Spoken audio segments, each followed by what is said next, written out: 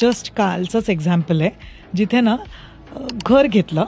मी तरी सांगत होती की तुमचं अजून प्रोव्हिजन झालेलं नाही आहे, नीट डाऊन पेमेंट आणि हे कॅल्क्युलेशन झालेलं नाही आहे, तरीही ते जाऊन जवळजवळ 1.75 CRचं घर घेतलं.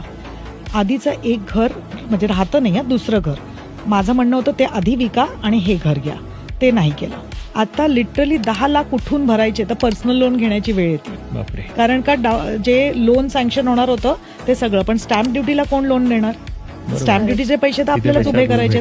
आता ते घर जे 75 लाखला विकलं जायला पाहिजे ते आता लिटरली त्याला फक्त 65 लाख येतात. आता म्हणजे पाहायला डिस्ट्रेस सेल करावं लागणार आहे. कारण का दुसरीकडे नाहीतर मग पर्सनल लोन आहेच 10-11%. किती सॉर्टेड होतं. आधी आपलं स्वतःचं ज्या घरात आपण राहत नाही ते घर विकलं असतं, आपल्या हातात पैसे असते, दुसरीकडे आपल्याला व्यवस्थित डाऊन पेमेंट आणि मग बाकीचे उरलेले पण लोन केलं असतं. सो हे लोकांना नीट विचार करत नाहीत, नीट कॅल्क्युलेशन्स करत नाहीत.